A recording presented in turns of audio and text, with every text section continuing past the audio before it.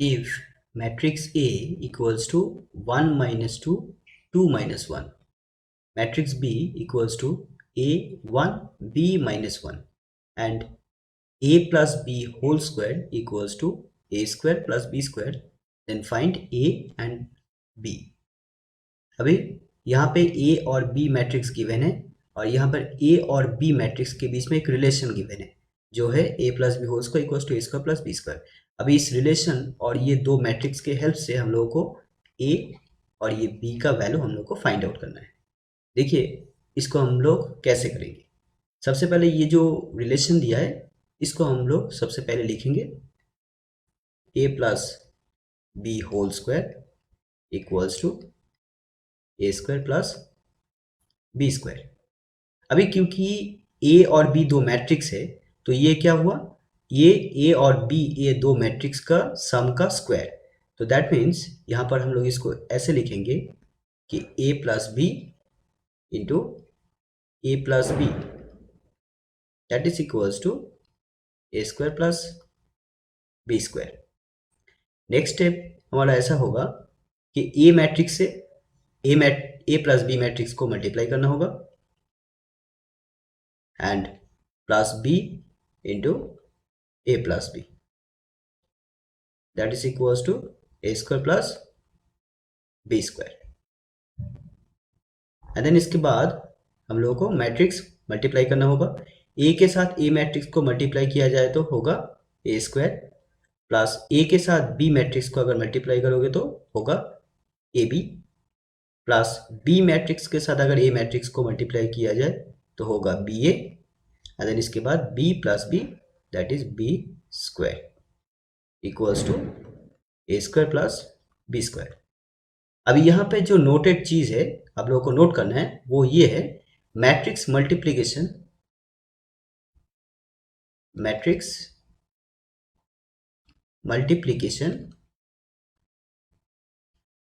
Is not commutative. इसका ये मतलब है ए मैट्रिक्स के साथ बी मैट्रिक्स को मल्टीप्लाई करने पर जो मैट्रिक्स आएगा वो इन जनरल बी और ए मैट्रिक्स को मल्टीप्लाई करने पर जो मैट्रिक्स आएगा ये दोनों इक्वल नहीं होगा। नॉर्मली क्या होता है हम लोग ये जानते हैं कि 2 इंटू 3 और 3 इंटू 2 ये दोनों सेम है, लेकिन मैट्रिक्स मल्टीप्लिकेशन में ऐसा नहीं है। तो यहाँ पर क्योंकि ए मैट्रिक्स पहले है तो ए मैट्रिक्स के साथ जब बी मैट्रिक्स को मैं मल्टीप्लाई करूंगा तो ए मैट्रिक्स यहाँ पर प्री मैट्रिक्स होगा और बी मैट्रिक्स यहाँ पर पोस्ट मैट्रिक्स होगा, इसलिए हम लोग इसको ऐसे लिखेंगे ए बी। उसी तरह से बी मैट्रिक्स के साथ जब ए मैट्रिक्स को मल्टीप्लाई करूंगा तो यहाँ पर बी मैट्रिक्स होगा प्री मैट्रिक्स और ए मैट्रिक्स होगा पोस्ट मैट्रिक्स। तो इस हिसाब से बी ए लिखना होगा, ए बी लिखोगे तो ये गलत हो जाएगा। अब यहाँ पर ए स्क्वायर और बी स्क्वायर को मैं यहाँ पे राइट साइड में ले जाऊंगा तो क्या होगा A B plus B A that is equals to A square plus B square, और ये स्क्वायर और बी स्क्वायर मैट्रिक्स इस तरफ आ रहा है तो माइनस हो जाएगा।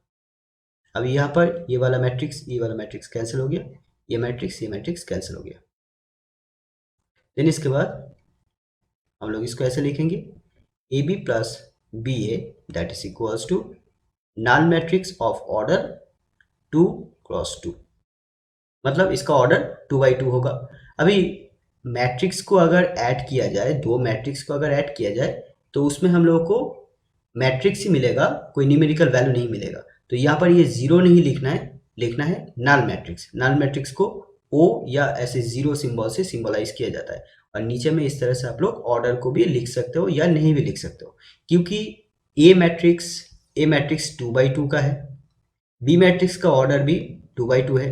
तो दैट मीन्स ए और बी को प्रोडक्ट करने पर जो मैट्रिक्स आएगा उसका भी ऑर्डर क्या होगा 2x2, या बी और ए मैट्रिक्स को अगर मल्टीप्लाई किया जाए तो उसका भी ऑर्डर होगा 2x2। तो अभी इसका भी ऑर्डर 2x2, इसका भी ऑर्डर 2x2, अगर ऐड किया जाए तो जो नया मैट्रिक्स होगा उसका भी ऑर्डर 2x2 होगा। इसलिए राइट साइड में जो नल मैट्रिक्स होगा उसका भी ऑर्डर 2x2 ही आना चाहिए। ओके, अभी नल मैट्रिक्स क्या है, जो मैट्रिक्स का सारे के सारे एलिमेंट जीरो है वो नल मैट्रिक्स होता है। तो अभी हम लोग निकालेंगे ए बी एंड बी ए। तो ये मैं एक इक्वेशन को नंबर दे देता हूँ, अभी हम लोग अलग अलग से ए बी और बी ए निकालेंगे। ए बी, तो ये मैट्रिक्स है मेरे पास 1 - 2 एंड 2 - 1।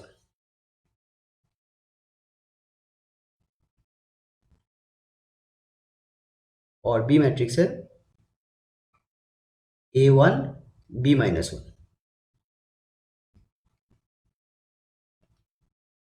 अभी जब मैट्रिक्स मल्टीप्लाई किया जाता है तो उसमें क्या होता है, फर्स्ट मैट्रिक्स के रो के साथ सेकेंड मैट्रिक्स का कॉलम मल्टीप्लाई किया जाता है। तो हम लोग इसको मल्टीप्लाई करेंगे, तो ये फर्स्ट रो और ये फर्स्ट कॉलम, इसमें सबसे पहले मल्टीप्लाई होगा। तो मल्टीप्लाई करेंगे तो 1 के साथ 1 के कॉरस्पॉन्डिंग एलिमेंट ए है, तो 1 के साथ ए मल्टीप्लाई किया जाए तो 1a, देन प्लस -2 के साथ उसका कॉरस्पॉन्डिंग एलिमेंट बी है, तो इसको मल्टीप्लाई किया जाए तो -2b। तो कितना आ रहा है, 1 into A that is a -2b।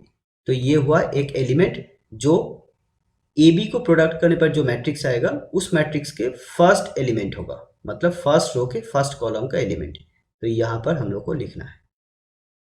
Then इसके बाद इस फर्स्ट रो के साथ सेकेंड कॉलम को मल्टीप्लाई करना है।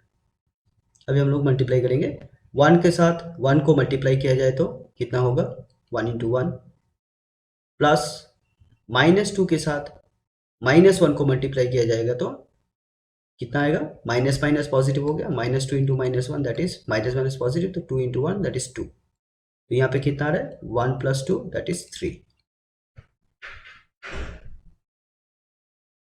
तो यहाँ पर हम लोग लिखेंगे 3। उसी तरह से अभी फर्स्ट रो जैसे हो गया, अभी सेकेंड रो के साथ फर्स्ट कॉलम एंड देन उसके बाद सेकेंड रो के साथ सेकेंड कॉलम मल्टीप्लाई होगा। तो 2 के साथ ए मल्टीप्लाई किया जाए तो कितना होगा, 2a, प्लस -1 के साथ b को मल्टीप्लाई किया जाए तो -b, तो कितना आएगा, 2a - b, 2a - b।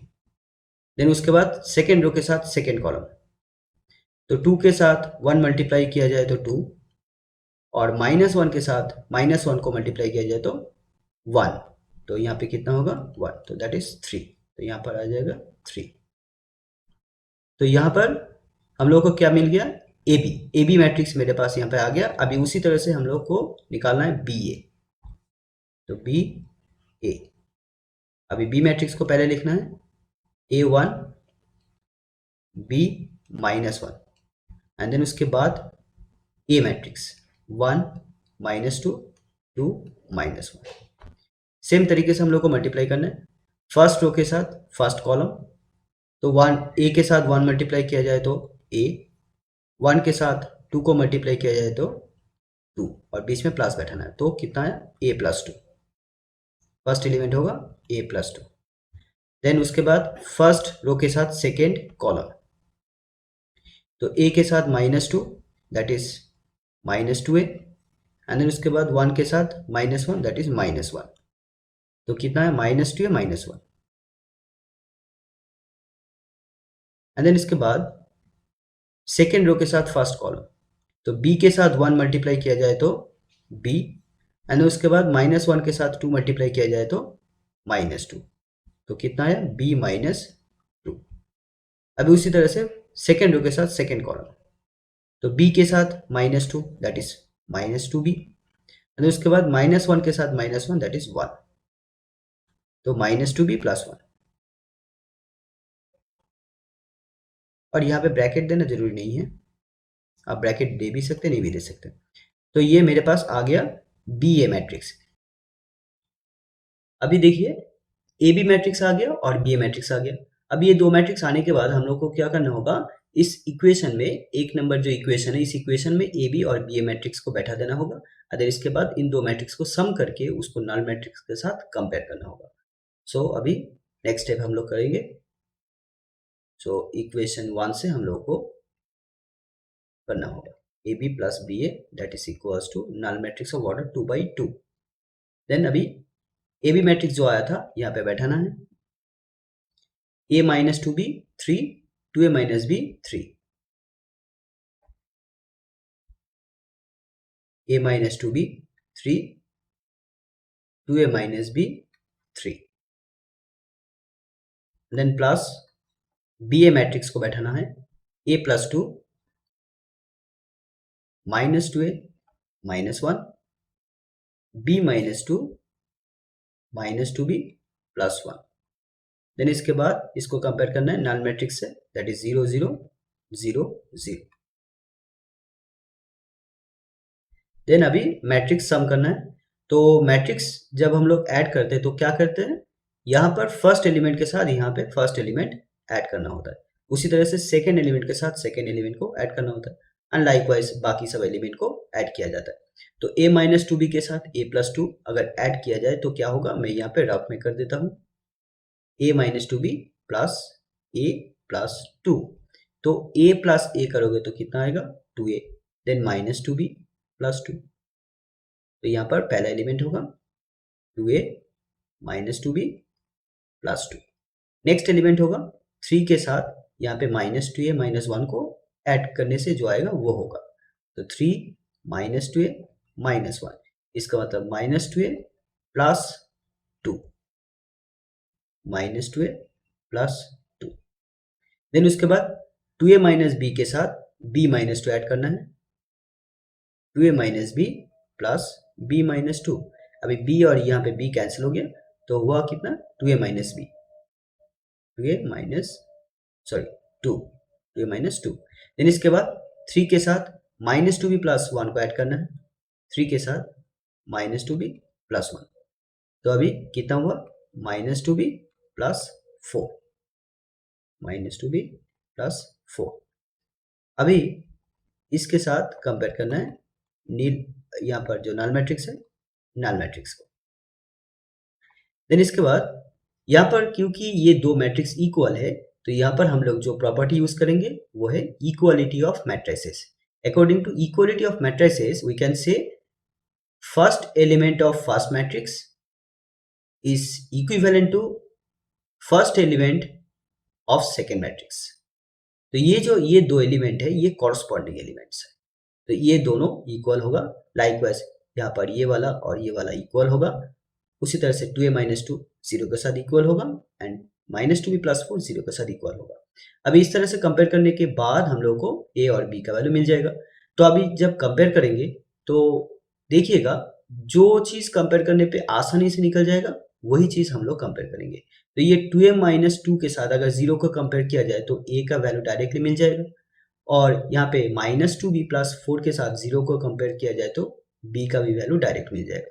लेकिन अगर इसके साथ अगर कंपेयर करो तो a और b का वैल्यू मिलेगा नहीं, एक ही बार में आपको मिलेगा नहीं। ओके, तो आपको करना क्या होगा, ये वाला और ये वाला कंपेयर करना है, इसको भी आप कंपेयर कर सकते हैं तब भी आपको a का वैल्यू मिल जाएगा। तो अभी हम लोग लिखेंगे using equality of matrices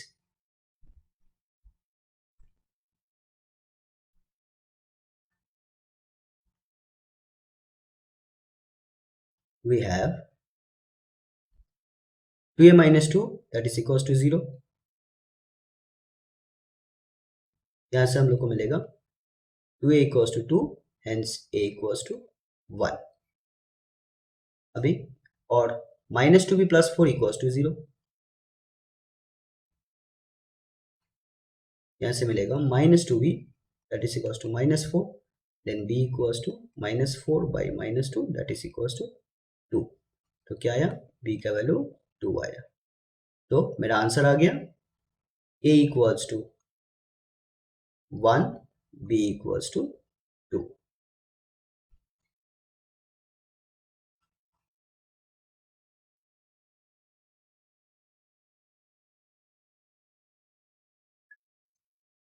If the first term of an AP is 22, the common difference is minus 4 and the sum to n terms is 64, then find n।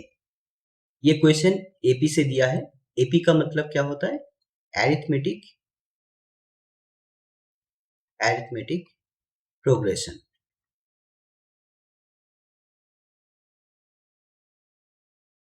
अब ये एरिथमेटिक प्रोग्रेशन होता है क्या, मैं यहाँ पे थोड़ा सा यहाँ पे एक्सप्लेन करता हूँ।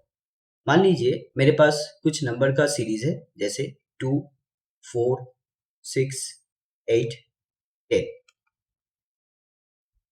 यहाँ पे देखिए, यहाँ पे नंबर में से कुछ सिमिलरिटीज है। जैसे 4 से अगर 2 को माइनस किया जाए तो कितना मिलेगा? 2 मिलेगा।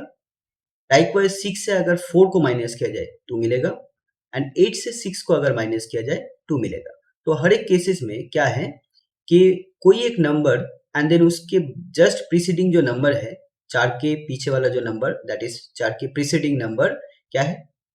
2 है। तो 4 से अगर 2 को माइनस किया जाए 2 आ रहा है। उसी तरह से 6 के प्रीसीडिंग नंबर 4 है, तो 6 से 4 को माइनस किया जाए तो यहाँ पे 2 आ रहा है।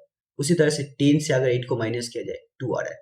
तो नंबर के सीरीज में अगर ऐसे दिखाई दे कि कोई एक नंबर और उसका प्रीसीडिंग नंबर का डिफरेंस डिफरेंस हर एक नंबर के लिए सेम है, उस सीरीज में हर एक नंबर के लिए सेम आ रहा है, तो दैट मीन्स वो है एपी। यहाँ पे 4 minus 2, 6 minus 4, 8 minus 6, 10 minus 8 and so on. इस तरह से जो वैल्यू दे रहा है वो क्या है? 2। और इस ये जो डिफरेंस दे रहा है हर एक केस के लिए, हर एक नंबर के लिए यहाँ पर सेम है, तो इसलिए ये जो डिफरेंस है ये सभी के लिए कॉमन है, इसलिए इसका नाम दिया जाता है कॉमन डिफरेंस। Common difference. तो नंबर के सीरीज में अगर कॉमन डिफरेंस आए तो दैट मीन्स वो हो जाएगा एपी। यहाँ पे डिफरेंस कॉमन है इसलिए ये एक एपी है।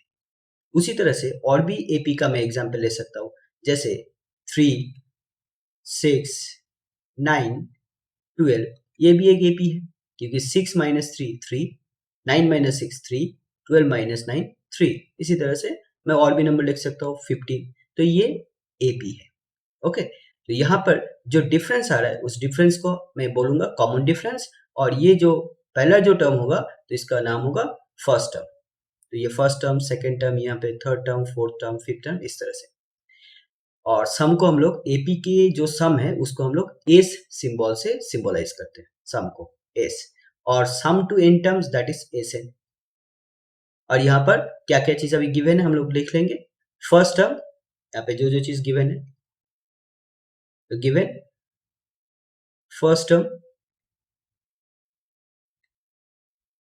ऑफ एन एपी जो है, फर्स्ट टर्म को हम लोग ए से सिंबलाइज करते हैं, तो the A that is equals to 22। Common difference,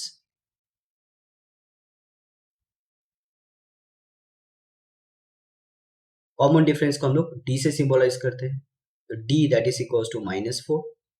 and sum to N terms, N हुआ यहाँ पे नंबर ऑफ टर्म्स, जैसे यहाँ पर 1 2 3 4 5 टर्म है, तो यहाँ पे एन का वैल्यू कितना है? 5। यहाँ पे जैसे 1 2 3 4 5 5 टर्म है, तो यहाँ पर भी एन का वैल्यू 5।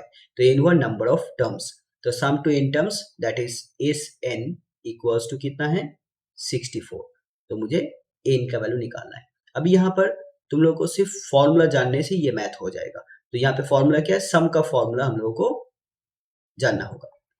तो सम टू एन टर्म्स का फॉर्मूला है S N equals to N by 2 under bracket 2 into first term plus N minus 1 into D. तो ये हुआ सम टू एन टर्म्स का फॉर्मूला। किसी भी एपी का सम टू एन टर्म्स का फॉर्मूला आ जाएगा N by 2 under bracket 2 into first term plus number of terms minus 1 into common difference. तो बस यहाँ पर हम लोगों को जो जो वैल्यू हम लोगों को यहाँ पे दे दिया है, वैल्यू को सब्सटीट्यूट करना है एंड देन वहां से सॉल्व करके एन का वैल्यू निकालना है।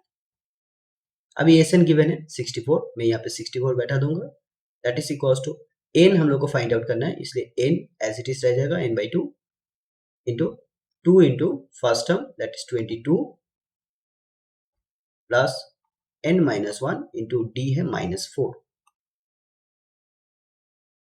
अब इसको सॉल्व करना है, तो 64 के साथ 2 मल्टीप्लाई हो जाएगा, तो कितना आएगा? 128 that is equals to n 22 ज़ा 44, और यहाँ पर -4 के साथ अगर n मल्टीप्लाई किया जाए तो आएगा -4n, और -4 के साथ अगर -1 मल्टीप्लाई किया जाए तो +4। तो 128 equals to n 44 plus 4 add करोगे तो कितना आएगा 48 माइनस 4n। देन इसके बाद 128 that is equals to 48n minus 4n square.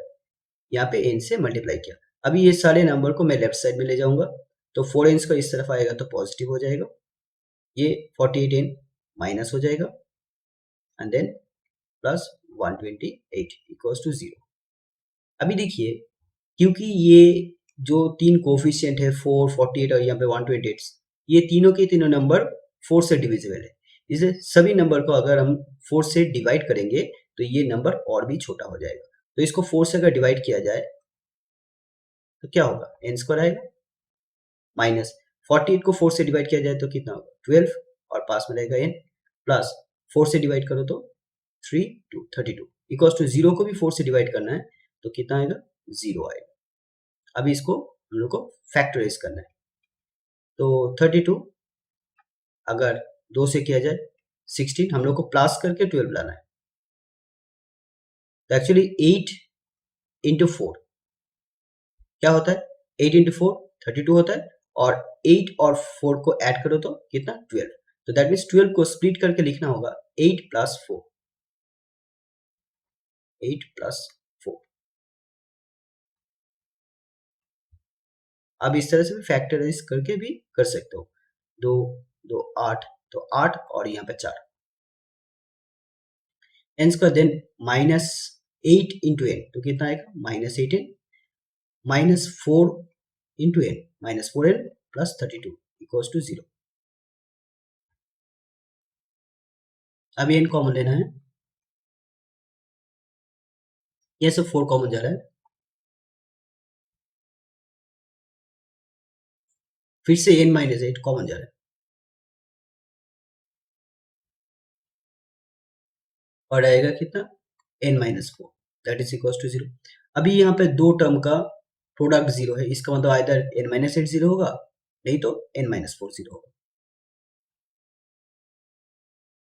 either n minus 8 equals to 0, therefore n equals to 8 or n minus 4 equals to 0, so that is n equals to 4। तो यहाँ पर number of terms, possible number of terms क्या हो सकता है 4 भी हो सकता है और 8 भी हो सकता है। तो यहाँ पर आंसर क्या है 4 और 8।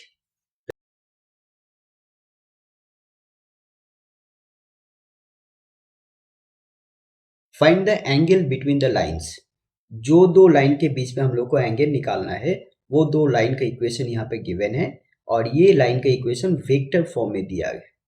तो आपको क्या करना है, यहाँ पे सिर्फ आप लोगों को फॉर्मूला पढ़ना है, आपको फॉर्मूला याद करके जाना है। इस तरह का क्वेश्चन जस्ट फॉर्मूला से ही हो जाएगा, बहुत सिंपल क्वेश्चन है, ज़्यादा कुछ कैलकुलेशंस भी नहीं है और आप लोगों को उतना डिटेल में इसको जानने की ज़रूरत नहीं है, उतना टाइम आप लोगों के पास नहीं है। तो आप सिर्फ फॉर्मूला पढ़ के जाइए एंड देन उसके बाद इस पैटर्न का इसी तरह का अगर क्वेश्चन मिले तो आप उसको करके आइए।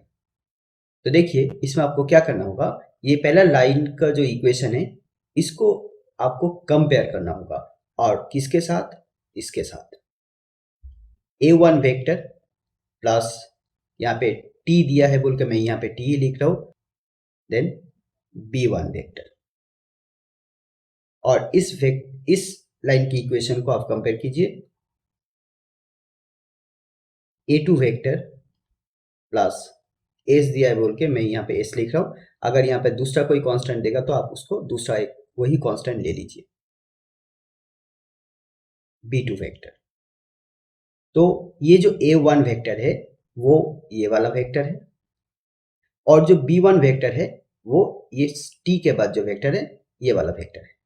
उसी तरह से a2 वेक्टर है 3i minus 5k and b2 vector है 3i minus 2j plus 6k।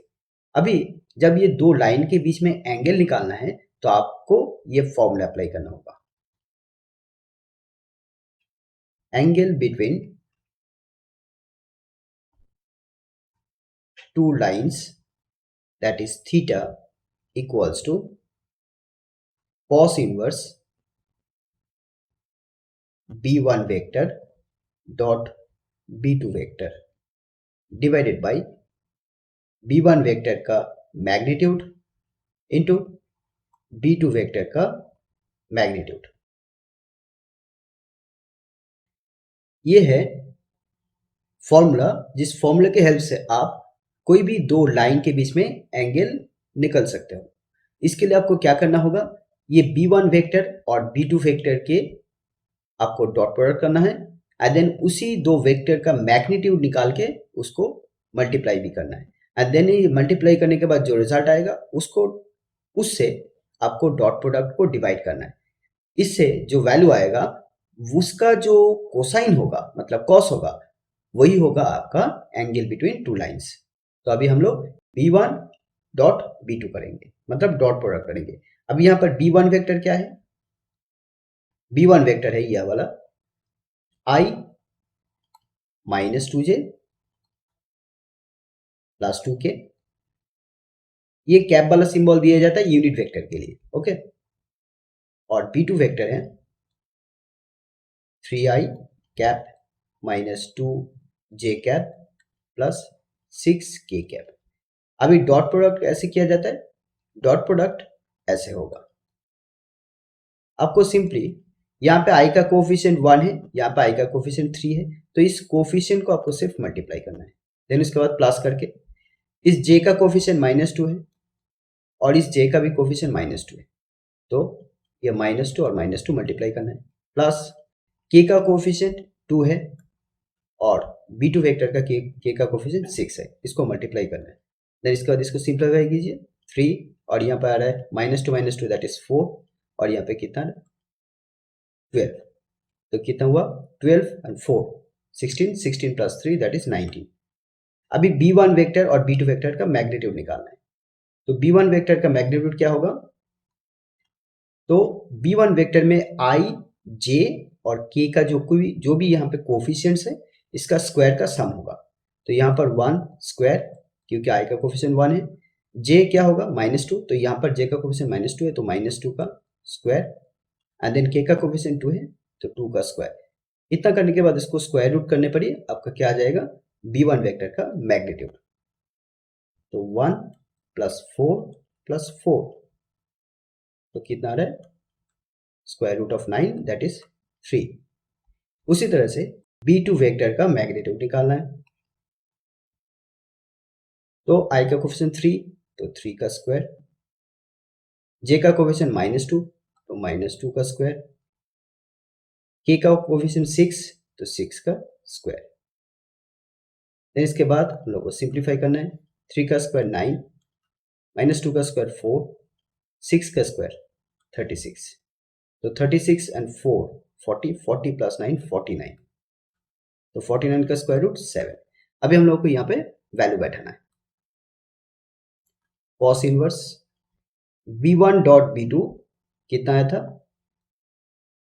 I think 19, हाँ 19 आया, डिवाइडेड बाई b1 3 और b2 7 इसका मैग्नीट्यूड।